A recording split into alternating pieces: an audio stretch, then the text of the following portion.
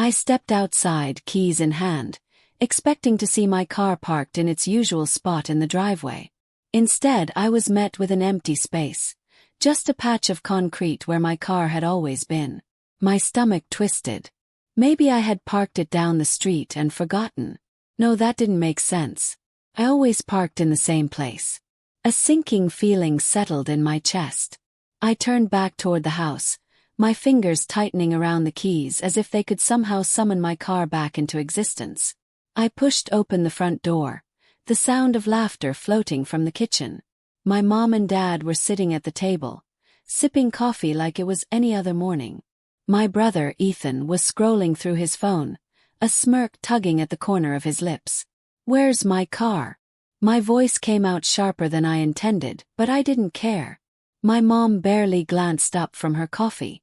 "Oh, honey, we sold it." For a second I thought I misheard her. "You what?" She sighed, setting her cup down like I was the one being unreasonable. "We sold it. Your brother needed the money for his business." The words hit me like a slap. My car. The one I had worked 2 summers to buy, taking extra shifts, skipping nights out with friends just to save up for it. The one thing that was truly mine. Sold off like I was just a piggy bank for Ethan's dreams. "You sold my car without even telling me." My voice cracked with disbelief. My dad finally spoke, his tone flat, almost dismissive. "You don't need it as much as Ethan does. He's trying to start something real for his future." I let out a hollow laugh, but there was no humor in it. "And my future? That doesn't matter." Ethan finally looked up from his phone. "Relax," he said, stretching lazily. "It's not like you were using it for anything important." My blood ran cold. "Excuse me." My mother waved a hand like she was swatting away an annoying fly.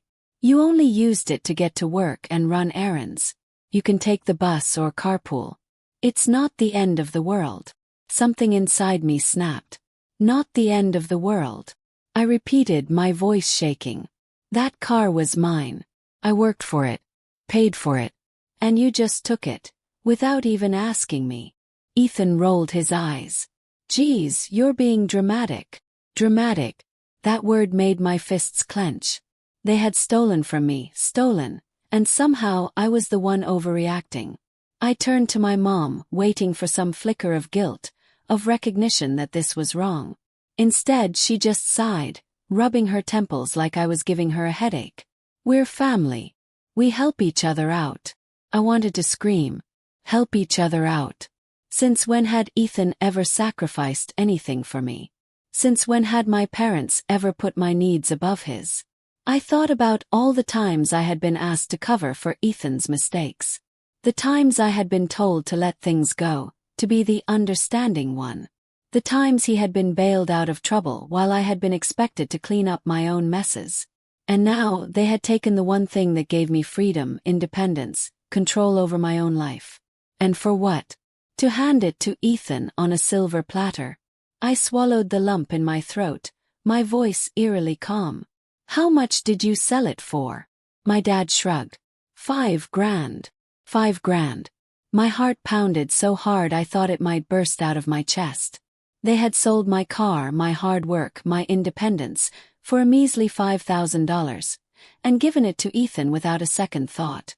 Ethan leaned back in his chair, looking smug. "You should be happy for me, you know. I'm building something. It's gonna be huge." I stared at him, at the complete lack of remorse in his face. He didn't see this as a betrayal. He didn't see me as someone who had just been robbed. He saw me as less than. A harsh, bitter laugh escaped my lips. "You really think that, don't you? That you deserve more than me? That whatever I have is just yours for the taking?" Ethan shrugged. "It's just a car. I needed the money more than you needed the ride." I felt something shift inside me, something dark and cold. It wasn't just about the car. It was about every single time I had been overlooked. Every time I had been expected to sacrifice while Ethan got whatever he wanted. Every time my needs had been dismissed as unimportant. My mom's voice softened, like she thought she was offering me comfort. Sweetheart, you'll understand when you have a family of your own. Sometimes you have to put others first. I met her gaze, my jaw clenched so tightly it hurt. Funny how that rule only ever seems to apply to me. She opened her mouth to respond, but I didn't wait to hear whatever excuse she was about to throw at me. I turned on my heel and walked toward my room, slamming the door behind me. I collapsed onto my bed, my breath shaky. I wasn't even sure if I was angry or just hollow. I had always known deep down that my parents favored Ethan. But this was different. This wasn't favoritism. This was theft. I stared at the ceiling, my mind racing. Could scream. Could cry. I could beg them to see how much this hurt me. But no. I wasn't going to waste my breath. Because at that moment I realized something. I would never come first in this house. No matter how hard I worked, no matter what I achieved, I would always be the lesser child. And I refused to live like that anymore. I wiped my face and sat up, my heart pounding with a new kind of clarity. I wasn't going to argue with them. I wasn't going to beg them to see my worth. I was done playing the role they had written for me. I didn't know what my next move was yet. But one thing was certain. I was going to make them regret ever taking me for granted. I sat on the edge of my bed, staring at the scuffed wooden floor, my fingers gripping the bedsheet so tightly my knuckles turned white. The house felt different now. Colder, smaller, like the walls were closing in on me. It wasn't just about the car. It wasn't even about Ethan. It was about everything. Every ignored plea, every sacrifice I had been expected to make, every time I had been told to put myself last. And I was done. I pulled out my suitcase from the closet and flipped it open. The sound of the zipper slicing through the silence felt final, like the first stroke of a knife cutting ties. I didn't have a grand plan. I didn't know where I would go. But I knew one thing, I wasn't staying here. The anger still burned in my chest, but beneath it was something quieter, something heavier, grief. Not for my parents, not even for Ethan, but for the version of me that had once believed this house was my home. That girl was gone. I reached for the top drawer of my dresser, pulling out shirts, rolling them into tight bundles before shoving them into my suitcase. I wasn't taking much. Just enough. Clothes, toiletries, my laptop, and a folder of important documents. I hesitated before grabbing the old family photo on my nightstand, my fingers brushing against the dusty frame. It was taken years ago, before I truly understood my place in this family. I turned it face down on the nightstand and left it behind. The voices from the kitchen drifted through the walls, laughter, the clink of coffee mugs, casual conversation like nothing had happened. Like I didn't exist. I inhaled sharply. Fine. If I didn't matter to them, then they wouldn't matter to me either. With one last glance around the room, I grabbed my suitcase, slinging my backpack over my shoulder. My heart pounded as I stepped into the hallway. I half expected my mother to suddenly care, to call out, to stop me. But as I walked past the kitchen, they didn't even look up. I made it all the way to the front door before my dad's voice broke through the air. "Where are you going?" I turned, gripping the doorknob so tightly I thought it might snap. "I'm leaving." Mom sighed, shaking her head like I was a child throwing a tantrum. "Don't be ridiculous. You're upset, that's all." "No," I said, my voice steady. "I'm done." Ethan smirked, leaning back in his chair. "Come on, you're not actually leaving over a car." I let out a hollow laugh. It was never just about the car. Dad crossed his arms. "You have nowhere to go." And there it was, the certainty in his voice, the belief that I needed them. That I was powerless without them. I met his gaze, my chin lifting slightly. "I'll figure it out." Mom frowned. "Don't be stupid. You have a good setup here. A roof over your head. Food on the table." "Funny," I said. "You make it sound like you've done me a favor just by letting me exist here." Her lips pressed into a thin line. "We're your family." "No," I said, my voice calm, resolute. "You're Ethan's family. I was just here." Ethan snorted. "You're being dramatic." I exhaled, shaking my head. "You keep saying that. Maybe because you know if you acknowledge what's really happening, you'd have to admit you're a selfish jerk. He rolled his eyes, but I saw it, the flicker of discomfort. But I didn't wait for more arguments. I turned, yanked the door open and stepped outside. The air was crisp, the sky a soft blue, mocking how monumental this moment felt. The weight of my decision pressed against my ribs, but for the first time it wasn't suffocating. It was liberating. I reached the sidewalk, my suitcase bumping against the concrete. I had no car, no solid plan, but I had freedom. And that was more than I had ever been given in this house. Walk. Past the street where I used to ride my bike. Past the neighbor's house where I had once spent afternoons playing as a kid. Past the memories that no longer belonged to me. By the time I reached the bus stop, my feet ached, but my resolve didn't waver. I pulled out my phone, scanning through my contacts. Who could I call? I hesitated before clicking on one name, Sarah. Sarah had been my best friend once, before life got in the way, before I started saying no to plans because I was too busy picking up the pieces my family left behind. The phone rang twice before she answered. Hello. I swallowed the lump in my throat. Hey, it's me. There was a pause, then warmth filled her voice. Oh my God, it's been forever. What's up? I exhaled, the tension in my chest loosening just a little. I need a favor.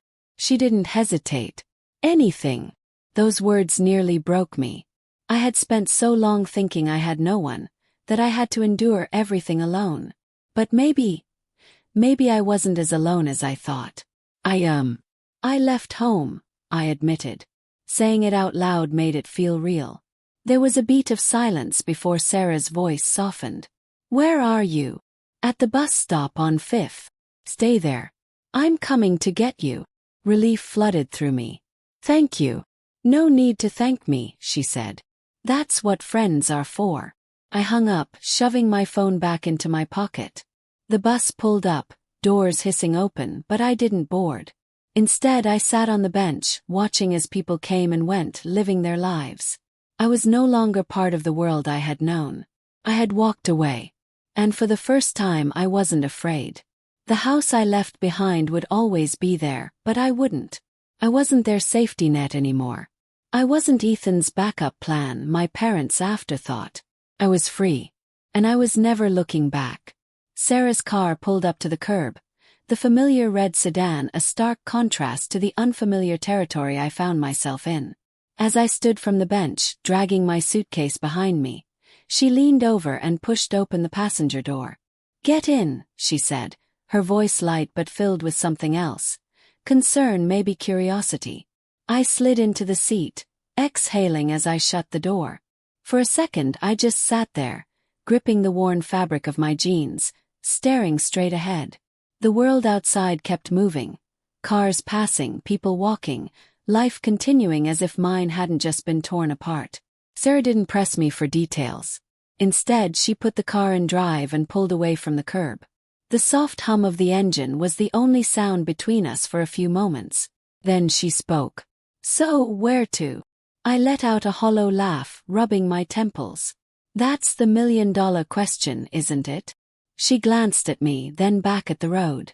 Well, my apartment's got a pull-out couch. You can stay there until you figure things out. Gratitude swelled in my chest, so overwhelming that I couldn't speak for a second. I had left my house with nothing but a suitcase and the clothes on my back, thinking I had no one. But Sarah had answered my call without hesitation. I swallowed past the lump in my throat. Thank you. I shrugged. Don't mention it. Besides, I always thought your family sucked. That made me laugh. A real one this time. Yeah, well, you were right. The car ride to Sarah's apartment felt surreal, like I had stepped into a new life that didn't quite fit yet. My mind kept trying to pull me back to the house I left behind, to the people who barely batted an eye as I walked out the door. But I pushed those thoughts away. They didn't care. So why should I? Sarah's apartment was small, a one-bedroom with a tiny kitchenette and a couch covered in throw blankets. It wasn't much, but to me it felt like a mansion. You can stay as long as you need, she said, tossing me a pillow and some sheets.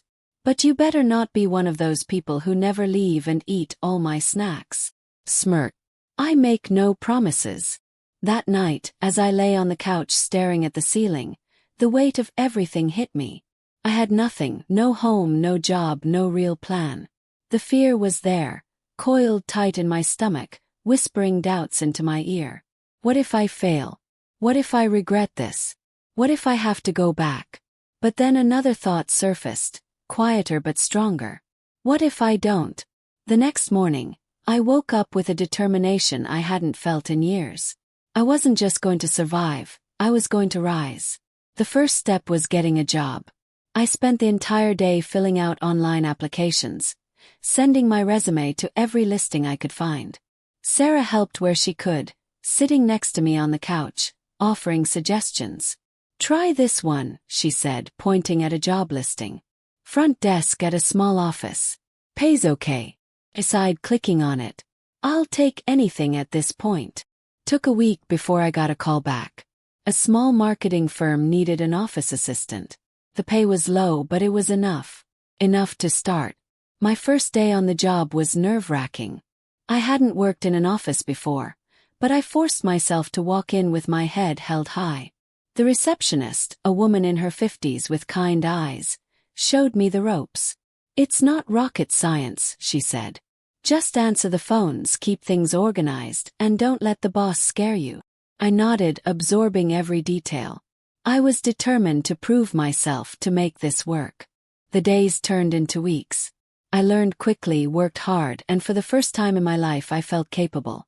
Like I wasn't just existing, I was building something. Sarah noticed the change in me.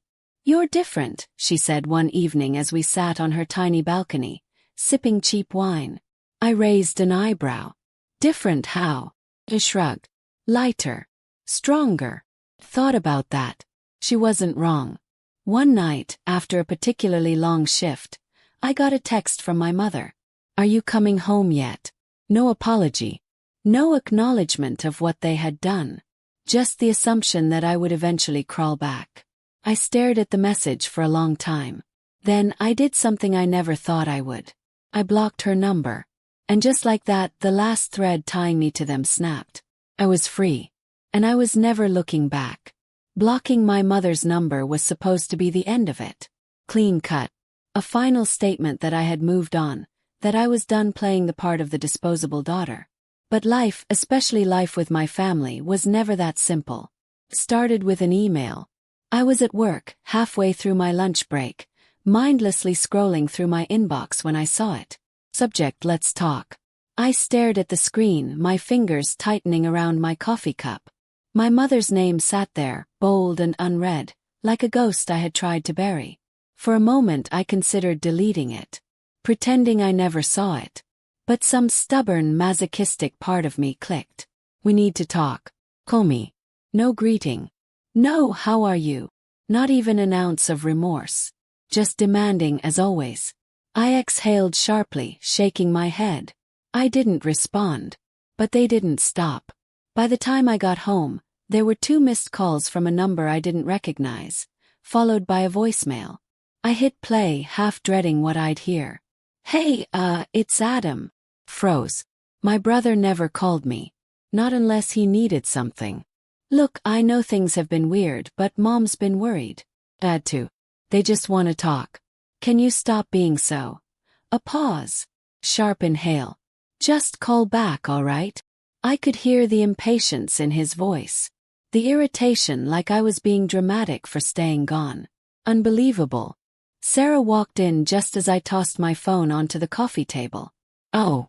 That's your I need a drink face. Scoff. My brother. She frowned. Adam. The same brother who stood there while they kicked you out.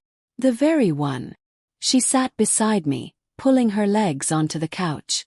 And now he suddenly cares. Shrugged. Seems that way. But I knew better. This wasn't about missing me. This was about them losing control. I didn't respond to Adam either. Days passed and then the messages changed. My mother's next email was longer. Guilt, manipulation, all her greatest hits. You've made your point. We know you're upset. But this is not how family treats each other. We're still your parents. We deserve some respect. Respect. That word made me laugh bitterly. Where was their respect when they threw me out like garbage? But then, buried near the end of the email, was something that stood out. We're going through a difficult time right now. Things haven't been easy since you left. There it was. That's when I knew they needed something. And I wasn't about to make it easy for them. The next time my phone rang, I answered. I didn't say anything at first. Just let the silence stretch until my mother's voice filled the space. You finally decided to stop ignoring us. No hello. No warmth. Just her usual condescension. I leaned back against Sarah's kitchen counter, keeping my voice even. What do you want? Must you always be so difficult? I smiled to myself. Yes. She hesitated. Then finally she said it. We need help. Bingo. I stayed quiet, waiting. Let her squirm. The house. There have been some issues, she admitted. Financially. Your father made some mistakes. And Adam. Another pause, shorter this time. We need money. A slow, satisfied realization settled over me. They weren't just reaching out because they missed me. They were reaching out because, without me, they were sinking. And now, after everything, they expected me to save them. I almost laughed. Instead, I asked, and you think I can help? Well, you have a job, don't you? My grip tightened on the phone. Unbelievable. I let out a soft chuckle, shaking my head. So let me get this straight. You threw me out, made it clear I was nothing to you. But now that you need something, suddenly I'm family again. Don't be dramatic, she snapped. We did what we had to do. But we're still your blood. And family helps each other. I let that hang between us for a moment before answering. I did need help, I said, my voice calm. And you turned your backs on me. Sharp inhale. That's not. No, I cut her off. You don't get to rewrite history. You don't get to decide when I matter. There was silence on the other end. For the first time she had no response. And it felt incredible. I took a slow breath, steadying myself. Here's my decision, I said. You made it clear I wasn't a part of your family when you let me walk out with nothing. So now, I'm making it clear that you're not a part of mine. A sharp, angry exhale. You're making a mistake. No, I said simply. You did. And then, before she could say another word, I hung up. That night, I sat on the couch with Sarah, feeling lighter than I had in years. You okay? She asked. Smiled. Truly smiled. Yeah, I said. I really am. It had been weeks since I severed ties with them. Weeks since I felt the weight of their manipulations and the strain of their control lifted from my shoulders. I had moved on. At least, that's what I told myself.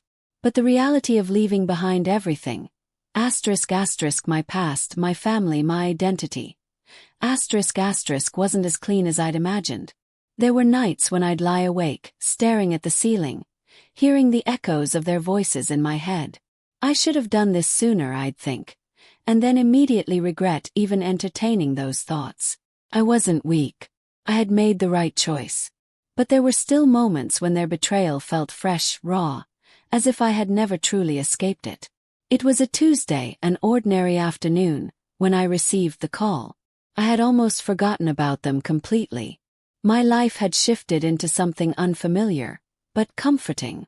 I wasn't tied to them anymore. And yet, here they were again, trying to claw their way back into my life.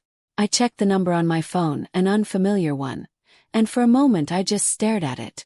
My thumb hovered over the ignore button, but something kept me rooted. Curiosity, anger, the need to know just how low they'd go this time. Answered. Hello, I said, keeping my voice neutral. A sharp breath on the other end. It's me, my father's voice crackled through, strained but familiar. I held my breath, suddenly back in that place where I used to be, when they still had control over me. What do you want? I asked, almost surprised by how steady I sounded. I know things have been difficult between us, he said, the words hanging heavy with a kind of forced sincerity. But we need to talk. Your mother, she's not doing well. Froze. The air in the room seemed to shift, and for the first time in weeks, I felt a tightness in my chest. Was it a trick? Your mother's been sick. And it's getting worse. I don't know how much time we have left, he continued, his voice wavering. You should come home. I could hear it in his tone, the desperation, the same manipulation I had been trained to recognize all too well. They wanted me back. For a moment I just listened, my mind racing. I wanted to scream at him, tell him I didn't care about their problems, tell him I wasn't coming back. But something else tugged at me, a small flicker of doubt. Maybe it was guilt. Maybe it was the old ties that still clung to me. Is this about her, or is this about you? I asked, my voice quieter now, sharper. There was a long silence, and I could almost feel the weight of his hesitation. It's about family, he finally said, his voice thick. We can't fix things without you, but we don't want to lose you. Your mother, his voice faltered again. She's not well and she's asking for you. The lie hung in the air like a bad smell. I knew my mother. She wasn't asking for me. She was too proud to admit she was wrong, too wrapped up in her own image to let anyone see her as anything but perfect. This was just another attempt to regain control. But part of me wanted to believe him. Part of me wanted to go back to see for myself, to finally hear the words I had been waiting for. The apology that would validate everything I had been through. And then a realization hit me. This wasn't about an apology. It wasn't about healing or family. It was about them, as it always had been. I took a deep breath, swallowing the anger that surged up inside me. I'm not coming home, I said, my voice firm without a trace of doubt. I'm not your pawn anymore. You don't get to drag me back when it's convenient for you. Long pause. I understand, he said, the words heavy, laced with something dark I couldn't quite place. But you should know this, your mother's illness, it's real. And I don't think she has much time left. I just thought you'd want to know. The silence between us grew thick, suffocating. The manipulation was so clear now that it almost made me laugh. They had played this card before, the illness card. The "you'll regret not being here when it's too late" guilt trip. But this time I wasn't playing. Goodbye, Dad, I said, and I hung up before he could say another word. I sat there for a long time afterward, feeling the weight of the moment settle over me. Part of me wanted to run to them, wanted to ease the guilt, to find some sort of closure that would make it all make sense. But deep down I knew. They didn't deserve that from me. Not after everything they had done. It wasn't long before I heard from Adam again. Another email. Sorry. That was it. Just those 3 words.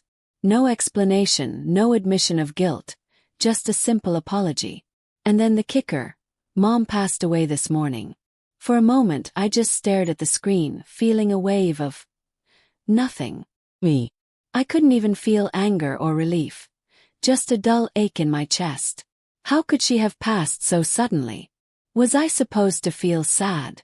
Was I supposed to rush back to the house and play the part of the grieving daughter? I didn't know. But I did know one thing for sure. They hadn't changed. The betrayal I had suffered.